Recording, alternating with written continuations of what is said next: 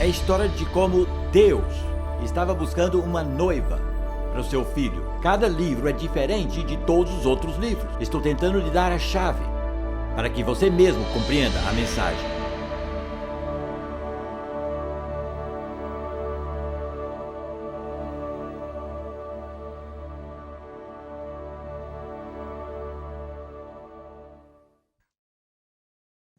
Muito bem, paramos de estudar Zacarias na primeira metade e vamos voltar agora para estudarmos a sua profecia final sobre os problemas atuais de Israel. Os mesmos problemas que Ageu enfrentara, Zacarias agora estava enfrentando.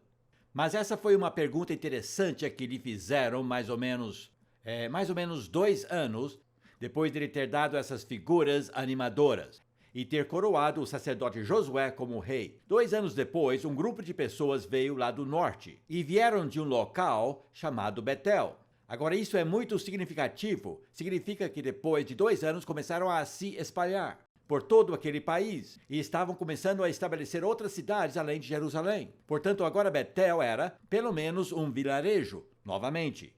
E as pessoas vieram lá de Betel procurando aconselhamento sobre a sua vida religiosa. E vieram atrás de um sacerdote, mas encontraram um profeta. E a pergunta envolvia 2 práticas, que eram o jejum e as festas. Porque essas 2 práticas faziam parte da sua religião. Em certas épocas ficavam sem comida e outras épocas em que desfrutavam de uma boa refeição, juntos. Jejuar e festejar, os 2 são importantes. Jesus fez as 2 coisas. Mas eles vieram e disseram: em primeiro lugar, queremos perguntar sobre os jejuns, porque estamos jejuando regularmente e eles tinham 2 jejuns por ano, no 5º mês e no 7º. E eram jejuns para relembrarem como Jerusalém fora destruído, para lamentar a perda da cidade. E a pergunta era bem simples: esses 2 jejuns no 5º mês e no 7º, por mais quanto tempo temos que continuar jejuando? Sabem, porque temos Jerusalém de volta. Por que continuar lamentando? É o tipo de pergunta que se faz neste país em novembro. Por quanto tempo temos que lamentar os mortos das 2 guerras mundiais? Especialmente porque os parentes mais próximos também já morreram. Por mais quanto tempo temos que lamentar estes desastres do passado? Portanto, dá para entender essa pergunta porque é bem relevante. Então perguntaram: por quanto tempo temos que continuar jejuando? E a resposta de Zacarias foi bem interessante. Ele disse: bom, na verdade, o jejum é uma coisa egoísta. Na verdade, vocês estão jejuando porque têm dó de si mesmos. Têm pena de si mesmos. Por ter se envolvido nos seus pecados. Na verdade, não estão lamentando os seus pecados, estão lamentando por si mesmos. Pelo castigo que os pecados lhes trouxeram. Ele disse o tipo de jejum que Deus gostaria de ver agora, e agora ele cita Isaías.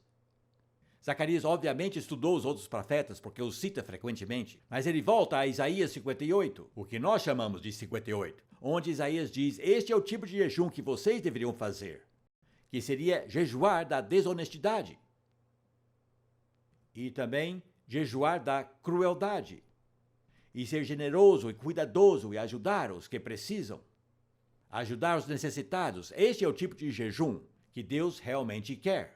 Não se abster da comida, mas se abster da falta de cuidado dos pobres. E sabe, talvez seja uma palavra boa para aqueles que ainda praticam a quaresma. O importante não é ficar sem alguma coisa, mas colocar o pecado de lado.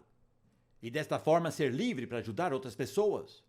Livre de si mesmos, jejuar para livrar-se de si mesmos. E entregar a si mesmos aos outros. Foi uma resposta interessante. E ele disse: foi exatamente por estes motivos que veio o exílio. Foi porque se tornaram tão egoístas e tão avarentos, ao invés de serem generosos e cuidadosos. Então, se vocês realmente querem lembrar daquilo tudo da forma correta, então façam, por deixar de fazer aquilo que eles faziam. Não é apenas fazendo o ritual de abster-se de comida. E a segunda pergunta que fizeram foi sobre as festas. Havia certos festivais que vinham lá do tempo do exílio, mas eram mais feriados do que dias santos. Sabe? Eram celebrações. E mais uma vez, na verdade aconteciam no 4º, 5º, 7º e 10º meses. Então faziam 2 jejuns por ano no exílio e 4 festas por ano no exílio. Estão dizendo: agora estamos de volta. O que fazemos com os jejuns e o que fazemos com as festas? que começaram durante aquele exílio. E então, mais uma vez ele disse que suas festas são muito egocêntricas. Na verdade, estão apenas se divertindo. Comida, amizade e divertimento. Mas que tal fazer delas uma celebração a Deus? Que sejam dias santos e não feriados. E sejam realmente gratos por Deus ter os trazido de volta. E o louvem por isso, que não seja apenas um feriado, mas que seja uma celebração do fato de que Deus tem sido fiel a vocês, que estão de volta ao Monte Santo, que as ruas da cidade estão cheias de jovens e de pessoas idosas. E regozijem, porque Deus vai trazer mais de volta e repopular a terra inteira. Esse deve ser o motivo de suas festas. Então ele disse: transforme os choros em risos e a tristeza em alegria. É hora de celebrar, mas celebrem com Deus no centro. Então ele deu essa direção. E em seguida ele disse: vocês têm que estar prontos para o fato de que muitos mais povos virão para vocês, os judeus, porque conhecem a Deus. Lhes deu uma visão de missões. Disse: virá uma época em que as pessoas virão e segurarão na roupa de um judeu, dizendo: nos fale sobre o seu Deus. E tem que estar prontos para isso. Eu me lembro de uma ocasião, eu estava sentado em Jerusalém com um judeu idoso. E eu estava tentando falar com ele sobre o seu Deus e o seu Messias. E eu dizia: sabe, vocês estão com tudo. Tivemos que receber de vocês, nem conheceríamos a Deus se não fosse pelos judeus. A nossa Bíblia é um livro judeu, nosso Salvador é um judeu. Devemos tudo a vocês. E eu nem percebi, mas, à medida que eu falava com ele, eu estava segurando a sua calça. Sabe? E eu estava puxando assim, estava falando e puxando sua calça, dizendo: vocês estão com tudo. E de repente me lembrei das palavras de Zacarias, sobre gentios que viriam e segurariam na roupa de um judeu e diriam: recebemos tudo de vocês. Compartilhem conosco. Sabe, então, é isso aí. Bom, este é o final da primeira metade, que é, sabe, relativamente descomplicado, preciso lhes avisar. A segunda metade fica bem mais complicada, porque agora ele está deixando de lado a situação atual e está vendo o futuro distante. E o que ele diz de uma forma fragmentada poderia se encaixar em qualquer época séculos adiante. E não tem uma ordem cronológica, é como se fosse um quebra-cabeça. Ao abrir a caixa de um quebra-cabeça, você vê um monte de pedacinhos. Alguns são vermelhos, outros verdes, outros azuis, e você não sabe onde se encaixam. E sem aquela figura na tampa, você realmente fica perdido. Agora, preciso confessar, adoro quebra-cabeças, mas sempre trapaceio. Eu coloco a tampa da caixa e pego uma peça vermelha e faço assim. Sabe, isso é trapacear. Para montar um quebra-cabeça da forma correta, você não faz isso, você faz sem olhar. E é isso que temos que fazer com Zacarias, nós não temos a figura. Só que na verdade temos, a figura está no Apocalipse. É interessante, Hebreus 1:1, no Novo Testamento diz que Deus falou com os nossos antepassados, em épocas passadas, pelos profetas, de forma fragmentada. Mas agora ele tem nos falado através de seu Filho. Significando, agora temos a figura da tampa. Agora podemos encaixar todas essas peças e saber como tudo vai se resolver. E é por isso que o livro do Apocalipse cita Zacarias vez após vez após vez. E o livro do Apocalipse começa a encaixar essas figuras, essas peças, na figura do futuro distante ou aquilo que nós chamamos dos tempos do fim. A época em que a história chegará à contagem regressiva.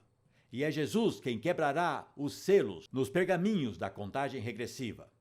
Portanto, temos uma grande vantagem sobre os judeus que liam essas passagens. Eles só veem os fragmentos e não sabem como eles se encaixam. Mas mesmo assim não é fácil. Há uma grande mudança em estilo e conteúdo, há agora um pouco de poesia. Até aqui foi tudo prosa, mas agora temos um pouco de poesia. Ele não fala aqui da situação contemporânea, aqui não há nenhuma menção do templo, nem de Josué, nem de Zorobabel. Não há visões.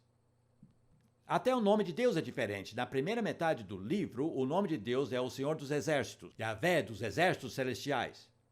Mas agora é apenas Yahvé, uma mudança distintiva. Tem um tom bem diferente, tão diferente que muitos estudiosos dizem que foi outro autor, outra pessoa, mas por que Zacarias não poderia mudar? Muitos estudiosos são muito rígidos nas suas ideias, como adoram usar tesouras na Bíblia Sagrada. Sabe, assim como Manassés cortou o profeta Isaías no meio, eles cortam o seu livro em duas metades. São dois profetas diferentes, ou até mesmo três. E eles pegam o livro de Zacarias e também o cortam pela metade. Zacarias escreveu a primeira metade, mas a segunda é tão diferente. Sim, claro que é diferente, porque na verdade Deus deu para ele de uma forma diferente. E estas não são datadas. Não sabemos quando foram dadas, talvez anos depois. Muito bem. O conteúdo, como eu já disse, está olhando para o futuro e agora essas profecias são chamadas oráculos. Você já reparou isso na sua Bíblia? Um oráculo. A palavra, na verdade, significa pesado, com peso. Mas no português é traduzido como oráculo. Acho que não transmite o significado, mas é um fardo pesado. Vem algo pesado vindo agora. E se você já recebeu um fardo pesado do Senhor, você sabe do que estou falando. Você sente aquele peso no seu coração até que você o compartilhe. E depois de compartilhar, você fica mais leve. Você sabe que já entregou aquele fardo. É pesado. E pesa no seu coração e sua mente até que você faça alguma coisa. Bom, essas mensagens vieram como dois pesos. Duas mensagens pesadas. Apenas duas. Uma está nos capítulos de 9 a 11 e a outra nos capítulos 12 a 14. E são muito diferentes. Então vamos começar a examiná-las e ver o que vamos aprender. Acho que a única maneira é estudar cada uma delas separadamente e ver o que diz. E depois, à medida que Deus nos capacita, lendo o Apocalipse e o Novo Testamento, gradualmente poderemos encaixar as peças do quebra-cabeça e entender os tempos do fim.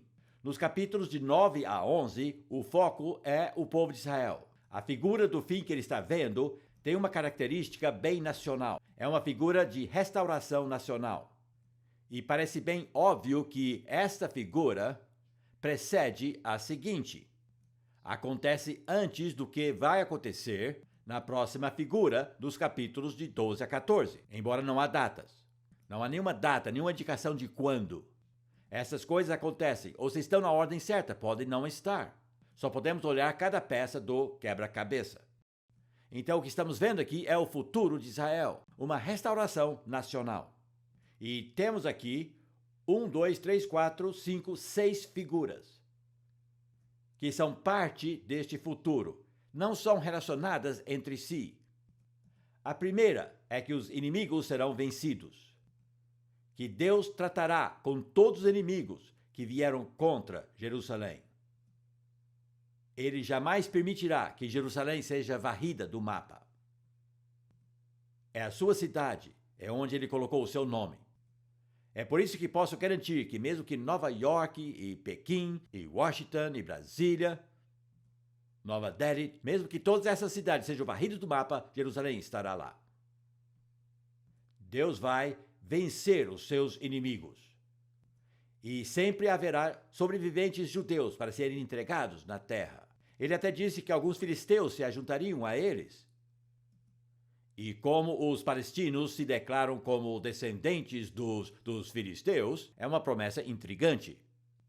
E virá um dia em que nunca mais um opressor dominará o meu povo. Bom, esse dia não chegou ainda, mas esse dia virá. Quando nunca mais um opressor virá contra o meu povo, porque eu mesmo os protegerei. Mas é só uma peça do quebra-cabeça. E não sabemos em que data isso será cumprido. Mas é uma promessa de Deus, e Deus guarda suas promessas mesmo que demora séculos para fazê-lo. A segunda figura é a figura de um rei de paz, cavalgando para Jerusalém num jumento. E mais uma vez é uma peça do quebra-cabeça, só que sabemos quando se encaixa porque Jesus fez exatamente isso. Agora, a coisa trágica é que quando Jesus cumpriu esta profecia, não notaram o jumento. E acharam que ele estava andando sobre um jumento porque não conseguiu um cavalo. E não entenderam a mensagem. Porque quando Jesus entrou sobre um jumento e balançaram os seus ramos e jogaram as suas vestimentas, estavam bradando Hoshaná, Hoshaná. E nós achamos que isso é uma saudação celestial, sabe? Hosana. Mas não é nada disso. Sabe o que significa? Nos liberte agora. Nos dê liberdade agora. É o brado de pessoas que foram oprimidas por séculos, que veem sua autonomia se aproximando, sua liberdade se aproximando, o brado de pessoas lutando por liberdade. Hoshaná! E o chamaram filho de Davi. Hoshaná, filho de Davi, nos liberte! Mas ele não estava vindo para lutar por eles. Se ele quisesse lutar pela liberdade deles, teria vindo montado num cavalo, como ele fará na sua segunda vinda. Quando Israel o vir pela segunda vez, ele estará sobre um cavalo, não no jumento. Mas ele veio a primeira vez como príncipe da paz sobre um jumento. E foi o maior choque das suas vidas que, ao entrar pelos portões de Jerusalém, ele virou à esquerda e não à direita. E pegou um chicote. E quando viram isso, pensaram, ele vai açoitar os romanos e expulsá-los de Jerusalém, mas ele virou à esquerda e foi até o templo, e não à direita para a fortaleza Antônio, onde os soldados romanos ficavam. E a multidão ficou em silêncio. E em seguida açoitou judeus, expulsando-os da casa de Deus. Não é de se admirar que alguns dias depois disseram, podem crucificar aquele homem. Preferimos esse homem que lutou pela liberdade. E a ironia da história é que aquele outro lutador da liberdade que eles escolheram tinha um nome bem diferente. O seu nome era Jesus Bar Abás, significando Jesus, filho do Pai. E naquele dia havia dois homens, com o mesmo nome, Jesus, filho do Pai. E Pilatos perguntou, qual Jesus, filho do Pai, vocês vão querer? O homem que não lutará por vocês ou o homem que lutará? E disseram, queremos o lutador. Estão entendendo o que estava acontecendo? Eles estavam tão desapontados por ele ter entrado num jumento e atacado os judeus e não os romanos. Isso foi, sabe, se você desapontar uma multidão, virarão contra você na hora. Se você não der à multidão o que eles querem, sabe, se não cumprir as expectativas que criaram, você está bem enrascado. E foi por isso que Jesus foi crucificado alguns dias depois. Depois de ter recebido com palmas e Hoshaná, ele está vindo finalmente para lutar pela nossa liberdade. Bom, um dia virá sobre um cavalo e libertará Israel, mas ainda não. Bom, aqui temos uma peça do quebra-cabeça. E diz aqui que ele trará justiça e trará paz, shalom, harmonia, e também que ele terá domínio de mar a mar. Há uma outra observação sobre isso, é um outro texto que foi tirado totalmente do contexto. Temos o Canadá. E Canadá se chama o domínio de Canadá. E sabem por quê? Por causa deste texto em Zacarias. Porque Canadá vai do Atlântico ao Pacífico. Por isso é chamado domínio de mar a mar. É o único país do mundo que se chama domínio de Canadá. E é por causa disso. Mas tenho certeza que Zacarias não estava pensando no Canadá. Ele estava pensando de Jesus vindo e reinando de mar a mar. Agora, a próxima figura é a figura do Deus Todo-Poderoso. Está bem aqui. Aqui temos a figura do Senhor lutando por eles e aparecendo visivelmente. É uma contradição da vinda dele em paz. Aqui temos um Senhor que irá chegar, lutar pelo rebanho e ser um bom pastor para eles, ao contrário dos maus pastores que já tiveram. E diz aqui que seu povo brilhará como joias na sua coroa. É uma frase tão linda, não é verdade? Em seguida vem um choque. Essa figura fala sobre a Grécia. E passariam vários séculos antes da época dos gregos para conquistarem aquela terra.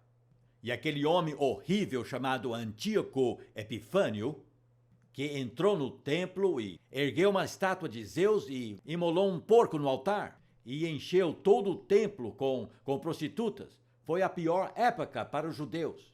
E durou exatamente 3 anos e meio, ou 42 meses, ou 1260 dias. Que é exatamente o período do anticristo que é predito no Novo Testamento. Com Antíoco Epifânio, os judeus sofreram o que o mundo irá sofrer, o que os cristãos sofrerão com o anticristo.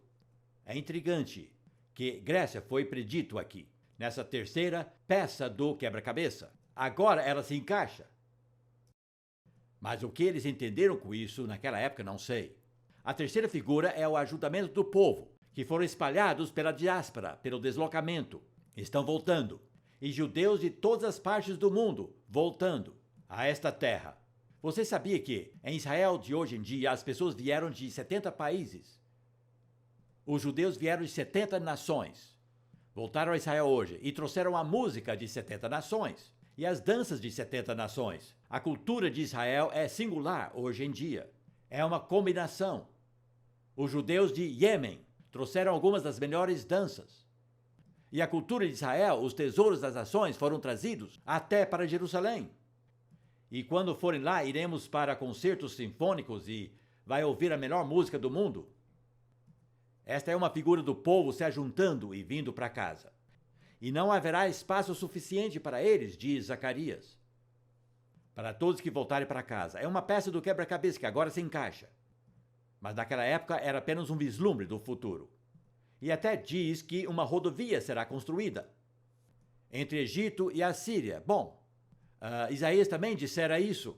Mas aqui nós temos Egito e a Síria, que hoje seria Egito e Iraque, inseridos no quadro de alguma forma. Não sei como essa peça irá se encaixar. Não faço a menor ideia. Bom, o Egito tem ajudado a trazer a paz. Bom, a próxima figura é bem intrigante. É uma figura de todos seus vizinhos sendo desmatados, todas as árvores sendo cortadas no Oriente Médio. Os cedros do Líbano e os carvalhos da Transjordânia e até a selva da Jordânia. Bom, essa selva já foi quase toda destruída. E quanto aos cedros do Líbano, só há um pedacinho bem pequeno sobrando. Pouco mais de uma dúzia de árvores em uma colina. E os carvalhos da Transjordânia já se foram. Não sei por que essa figura apareceu, é uma peça do quebra-cabeça. E é isso que mostra. A próxima figura é pastores inúteis. É uma figura bem estranha. Mas aqui temos uma parábola encenada. Zacarias pega um emprego como chefe dos pastores e tem que despedir 3 pastores que não cuidavam das ovelhas. E jogaram o seu salário de volta na cara dele. 30 peças de prata. E aí vem aquele versículo. Quando o pastor é ferido, as ovelhas ficam dispersas. Mais uma vez temos fragmentos da figura. Mas dá para ver onde se encaixam ao lermos os evangelhos. Não é verdade? Quando Judas lança as 30 peças de prata de volta lá no templo, porque era um pastor iníquo. Ele foi um pregador e um curador. E quando Jesus disse, ferirei o pastor e as ovelhas ficarão dispersas.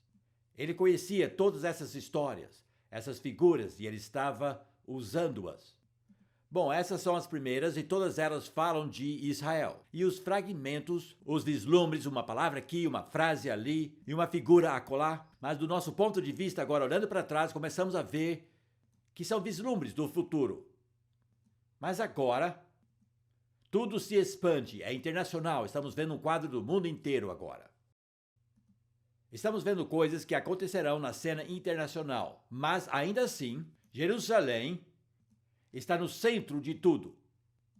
O nome Jerusalém aparece 21 vezes neste trecho. Mas não aparece aqui. Não é interessante? É como se Jerusalém está sendo visto agora como o foco do futuro internacional, como na verdade será. É lá que a sede das Nações Unidas terá que ficar no futuro. Aqui temos uma figura de Sião como centro do governo mundial. Estamos vendo um futuro bem distante. Vamos ver algumas das palavras que são mencionadas frequentemente nesta segunda metade. Jerusalém é mencionado 21 vezes, portanto será uma cidade muito, muito importante nos tempos do fim. A segunda palavra que eu quero que vocês observem, num total de 18 vezes, é a palavra dia. Não havia aparecido nenhuma vez, mas agora aparece sempre. O dia. O dia do Senhor, naquele dia, o dia conhecido do Senhor. O dia, o dia, o dia. E essa palavra aparece frequentemente no Novo Testamento. Jesus falava bastante naquele dia. Agora, esse dia não é um dia de 24 horas. A palavra no hebraico yom, ou dia, pode significar qualquer coisa. De um dia de 24 horas a uma era inteira. Por exemplo, no inglês usamos essa palavra da mesma forma. Por exemplo, se eu disser o dia do cavalo e da carroça, já se foi. E veio o dia do trator. Não estou falando de um dia de 24 horas. Estão me entendendo? Todo cachorro tem o seu dia. Mas um cachorro com rabo dolorido tem um final triste. Sabe? Eu estou usando o termo dia nesses casos de uma forma bem diferente. Estou usando de uma forma bem geral. Um dia pode significar uma era. E sabe, o dia do Senhor, na verdade, significa o homem já teve o seu dia. E agora o Senhor terá o seu dia. Entenderam? É uma era inteira, não são 24 horas. É o dia do Senhor, é o seu dia agora. Nós tivemos o nosso dia, mas agora ele terá o seu dia. Isso nos enche de esperança. O dia do Senhor virá, e o mundo verá que é o seu dia agora. E o dia do orgulho e da cobiça do homem já era. E o dia da santidade de Deus está aqui. Só há um trecho que é poesia. E, interessantemente, a palavra dia não aparece nesse trecho de poesia. Agora vamos olhar os fragmentos. Mais uma vez, são peças de um quebra-cabeça. A primeira figura é uma figura de uma força internacional, uma força das Nações Unidas, atacando Jerusalém. Um exército ajuntado de todas as nações do mundo, enviada ao Oriente Médio. Bom, isso não aconteceu ainda, mas é uma peça do quebra-cabeça. Jerusalém ainda não foi atacada desta forma. Portanto, os problemas de Jerusalém ainda não acabaram, nem de longe. Podem acreditar. Mas isso ainda pode acontecer nos nossos dias, essa força das Nações Unidas, vindo para atacar os judeus. Eles não têm muitos amigos lhes restando nas Nações Unidas. Pouquíssimos. E os Estados Unidos, seu amigo principal, agora está virando contra eles. A ONU está disposta a enviar uma força internacional a qualquer lugar para fazer o que acharem necessário. Posso ver isso acontecendo, mas não acho que conseguimos encaixar isso no todo ainda. A próxima figura é de habitantes lamentando. Eu acho que eu preciso ler o versículo 10 para vocês. Só um minutinho, por favor. Vou abrir lá rapidamente. Capítulo 12, versículo 10. Quando toda essa aflição vier e eles lamentarem, diz: E derramarei o espírito de graças e de súplicas sobre os habitantes de Jerusalém. E olharão para mim aquele a quem traspassaram, e chorarão por ele, como quem chora a perda de um filho único, e se lamentarão amargamente por ele, como quem lamenta a perda do filho mais velho. A lamentação em Jerusalém naquela época será ainda maior do que a lamentação pelo rei piedoso Josias, que foi morto no vale de Megido. Todo o país chorará, com tristeza profunda. Isso ainda não aconteceu, mas chegará um dia em que o povo de Israel ficará tão desesperado que não tentarão fazer tratado de paz com os palestinos ou qualquer outra nação, orarão ao seu Deus. E a resposta? Eles o verão, aquele a quem traspassaram. Dá para imaginar como os judeus se sentirão quando compreenderem que Jesus era o seu Messias e eles o mataram. Chorarão, como se o seu filho mais velho tivesse sido morto. Impressionante, não é verdade? Imaginem só a dor da cidade de Jerusalém nesse dia de arrependimento. Agora é Zacarias que diz: e verão aquele a quem traspassaram. E, na verdade, essa frase é repetida no primeiro capítulo do livro do Apocalipse. E diz: quando Jesus voltar, aqueles que o traspassaram o verão. E a única coisa necessária para converter um judeu é que ele saiba que Jesus de Nazaré está vivo. Foi o que converteu Saulo de Tarsis. E isto basta hoje também. Um dia eu estava pregando em Cambridge e ali havia uma judia de uns 25 anos de idade, uma garota muito inteligente. Estava na congregação e depois ela pediu para falar comigo. Então entramos numa salinha nessa igreja metodista e ela disse: você está tentando me dizer que Jesus de Nazaré ainda está vivo? E eu disse sim. E ela respondeu: então ele deve ser o nosso Messias. Nosso Messias.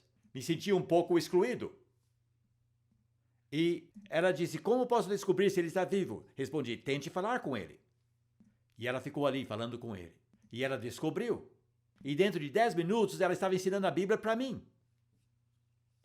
Ela me mostrou no Antigo Testamento, e isso, e isso, e isso. Ela viu tudo rapidamente. Ela já tinha visto tudo. Mas faltava uma pequena dica: que Jesus era o Messias. E ao descobrir que Jesus estava vivo, pronto. E quando a nação inteira vir aquele a quem traspassaram, não tenham dificuldade em crer que todos eles se converterão. Mas a fé nascerá das lágrimas.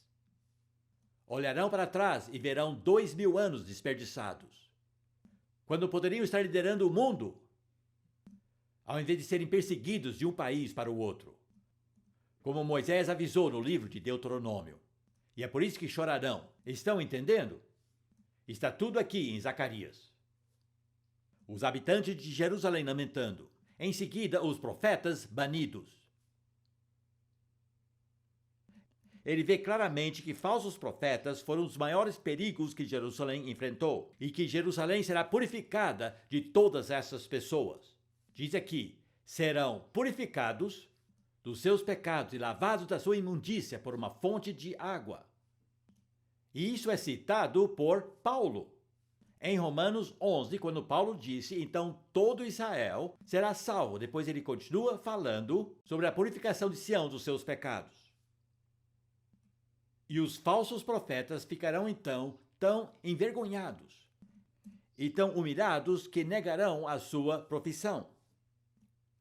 E dirão: eu não sou profeta. Eu me machuquei assim numa briga entre amigos. É bem engraçado porque os profetas se feriam. Eu não sou profeta. Eu me envolvi numa briga. É uma história bem vívida de pessoas envergonhadas por terem sido falsos mestres. A próxima imagem é de uma população reduzida. Agora, essa passagem parece que não se encaixa muito bem. Claramente está fora de ordem, mas é de uma Jerusalém com população reduzida, a metade ou a 1/3 da sua população. Volta aqui a ideia do pastor ferido e a população dispersa. Francamente, tenho que dizer que não tenho muita certeza onde se encaixa, se é futuro ou passado para nós. 2/3 da população serão destruídos. Eu não sei. É uma passagem onde adota uma atitude de vamos esperar para ver. Mas no capítulo 14, estamos de volta a este ataque internacional contra Jerusalém. Então, creio que isso ainda está no futuro para nós e temos que esperar para ver. Essa cidade sendo atacada por uma força das Nações Unidas. Deus ajudará essa força internacional, mas também lutará pelos judeus. Isso está claramente bem ligado à segunda vinda. E provavelmente com a batalha do Armagedon. Porque aqui temos a declaração: e os seus pés estarão plantados sobre o Monte das Oliveiras. Agora, Deus não consegue fazer isso porque ele não tem pés, mas Jesus tem. E isso é interpretado por todos os judeus como a vinda do Messias. Seus pés estarão sobre o Monte das Oliveiras. Tenho alguns amigos próximos que são artistas em Israel e são pessoas bem proféticas. Parece que têm a visão mais clara do futuro. Um desses artistas, Motker, tem uma ligação muito próxima com ele. Ele me mandou uma das suas últimas pinturas, uma cópia de uma das suas últimas figuras. É uma vista do Monte das Oliveiras, uma pintura com tom roxo e contemplário no primeiro plano. E depois, lá no céu, tem um tipo de brilho amarelado vindo da parte superior da pintura, como se tivesse uma luz muito forte acima da figura. Dá para ver o brilho entrando, vindo do céu no meio da noite escura. E sabem, ele não precisava explicar para mim, mas ele disse: essa é a glória do Messias, aparecendo sobre o Monte das Oliveiras. Eu deveria ter trazido para mostrá-los, mas acabei me esquecendo disso. Bom, os seus pés estarão sim sobre o Monte das Oliveiras. E depois diz que haverá uma grande erupção, que causará mudanças geofísicas muito impressionantes em toda aquela área. E em particular, uma das mudanças, suponho que temos que interpretar literalmente, mas funde a cabeça, mas Jerusalém hoje fica dentro de um vale cercado por montes. Bom, vocês conhecem a cúpula da rocha, é um octágono com 8 lados. Cada lado fica em frente a um pico. Há 8 picos cercando Jerusalém. É uma paisagem impressionante geometricamente. O lado oriente da rocha fica em frente ao Monte das Oliveiras. O lado nordeste fica em frente ao Monte Scopus e assim por diante. O sul fica em frente ao monte da... como é que se chama mesmo aquele monte? Deixa pra lá. Se um dia você for para lá, fica de costas para cada uma daquelas paredes e verá um pico. Mas diz que quando seus pés estiverem sobre o Monte das Oliveiras, os montes tremerão e descerão. E Jerusalém ficará sobre o pico. E depois disso, todos subirão ao monte do Senhor. É uma figura surpreendente. Jerusalém finalmente estará no lugar alto. Em um lugar que será visto a quilômetros de distância, que hoje é impossível. Hoje você não vê Jerusalém enquanto não passar a orla de colinas que cercam a cidade. De longe não dá para ver a cidade. Fica dentro de um vale, mas depois será exaltada, porque as colinas se baixarão. E haverá uma rota de escape. Do lado oriental, um grande vale aberto. O Monte das Oliveiras se abrindo, é um grande vale aberto. Bem, tudo isso faz parte da figura. É um pouco difícil para a nossa imaginação encaixar tudo isso aqui, mas o ponto principal é que aquela força das Nações Unidas cercando toda a cidade será punida. Todos aqueles que vieram atacar Jerusalém na batalha final serão destruídos. Seus olhos apodrecerão em suas órbitas e sua língua apodrecerá em sua boca. E em pânico atacarão o que estiver ao seu lado. Bom, são eventos sobrenaturais aqui. Mas depois de tudo isso, adivinhe o que diz. E então vocês saberão. Então saberão. Com certeza é apocalíptico. E, por fim, há uma figura aqui. Depois disso, todas as nações reconhecendo Jerusalém como o local onde está o nome de Deus. E além disso, há uma figura de todas as nações do mundo celebrando uma das festas judaicas, a festa dos tabernáculos. Nem Pentecostes e nem Páscoa. Mas a figura é de todas as nações do mundo, vindo, mandando representantes a Jerusalém para celebrar a festa dos tabernáculos. Isso não é fascinante? Sabem, é essa festa que os cristãos ignoram. Infelizmente, celebramos Páscoa de uma certa forma e também celebramos o dia de Pentecostes, mas tabernáculos? Para os judeus, essa é a maior festa. É a maior, é a melhor, é uma celebração. É a festa da colheita. Estão trazendo a colheita para casa, trazendo a festa para casa. E como os judeus celebram essa festa, constroem essas cabanas, sem coberturas para que possam ver as estrelas. É uma recordação de como Deus os tirou da terra do Egito, mas é uma celebração. É uma festa de 8 dias e no último dia é um dia de casamento. E é engraçado porque se casam com a lei. E é uma marquise e um rabino com um pergaminho da lei de Moisés embaixo da marquise, e todos dançam e se casam com a lei de Moisés por mais um ano. E no próximo dia começam a ler Gênesis 1:1. E continuam lendo até ler o último versículo de Deuteronômio 12 meses depois, quando se casam com a lei novamente. Mas estão com o noivo errado. Porque esse 8º dia da festa dos tabernáculos é um prenúncio do casamento do Messias. A ceia nupcial do Cordeiro. Minha esposa e eu tivemos um grande privilégio. A nossa boda de prata caiu no 8º dia da festa dos tabernáculos. O casamento do Messias. E estávamos em Israel. E celebramos isso com 1.200 outras pessoas lá no deserto da Judéia, à noite. E teve um banquete, uma grande fogueira e uma coluna de fogo à noite. E comemos codornas assadas. E fui a uma pequena loja numa viela em Jerusalém naquela manhã e pedi ao judeu que me fizesse um anel, que minha esposa queria me dar. Depois vocês podem ver o anel. Tem um muro de Jerusalém no anel. E em cima, David. DVD. De trás para frente. Davi. Ela me deu para me lembrar de ser um vigia sobre o muro. Foram nossas bodas de prata, o dia do casamento.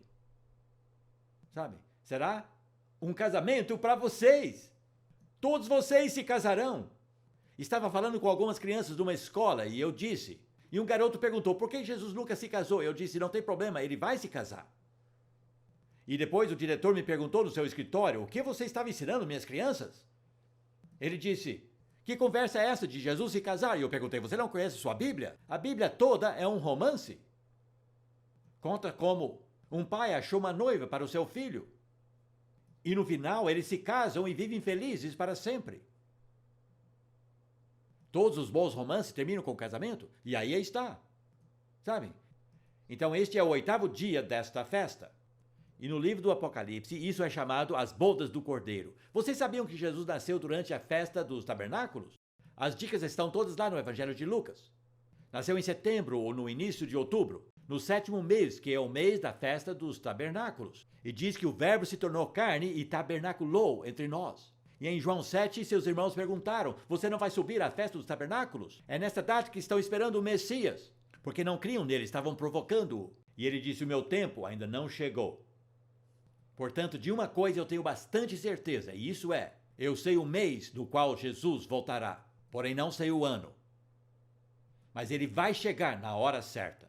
Será durante a festa dos tabernáculos, e diz que, bom, na verdade, todo judeu, com base em Zacarias capítulo 14, crê que o Messias virá durante a festa dos tabernáculos. Eles não têm nenhuma dúvida.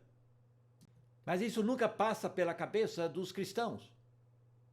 Mas um dia todos nós iremos para a festa dos tabernáculos em Jerusalém. Seu primeiro voo gratuito para a Terra Santa.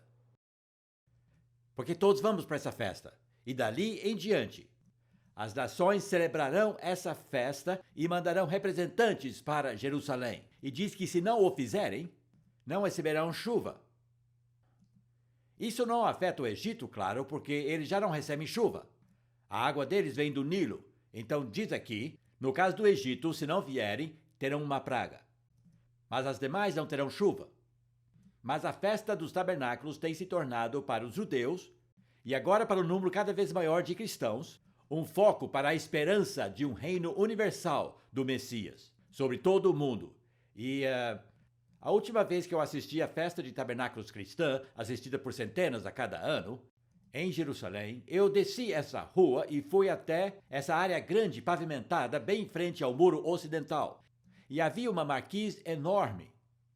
E eu entrei e havia famílias de judeus sentados ao redor de mesas. E estavam comendo, estavam felizes. E por cima havia uma faixa enorme, contendo todas as nacionalidades diferentes, vindo de estradas diferentes. E Jerusalém estava isolada em um monte alto, e todos subiam. E depois eu voltei para o local onde os cristãos estavam celebrando, e vi uma faixa enorme. E lá estava Jerusalém, em cima de um monte alto, e todas as nações, com suas roupas e cores diferentes, estavam subindo. E eu pensei, idem, déjà vu, eu já vi essa cena antes. E, gradualmente, pela festa de tabernáculos, judeus e cristãos estão chegando a um entendimento melhor sobre a esperança do futuro, e tudo baseado em Zacarias 14. Bom, esses são todos fragmentos do futuro. Mas estamos numa posição onde vamos conseguir encaixá-los na figura maior. Eu não consigo encaixar todos ainda, porque acho que nem todos aconteceram ainda. Mas à medida que essas coisas acontecem, você vê diante de seus próprios olhos os propósitos de Deus sendo cumpridos. Como nós ouvimos hoje de manhã, Deus tem um propósito para o mundo inteiro. E vai acontecer. Jesus está voltando para reinar. E nós reinaremos com ele. Senhor, perguntaram quando Jesus voltou para o seu Pai, você vai restaurar um reino para Israel agora? E ele disse, não cabe a vocês conhecerem as épocas e as datas que o Pai estabeleceu. Isso significa que o Pai já fixou a data. Mas ele disse, agora vocês saem e sejam minhas testemunhas até os confins da terra. Porque eu quero o maior número de pessoas possível lá comigo. Como ele disse numa parábola sobre o Pai Celestial, a minha casa será cheia. Amém.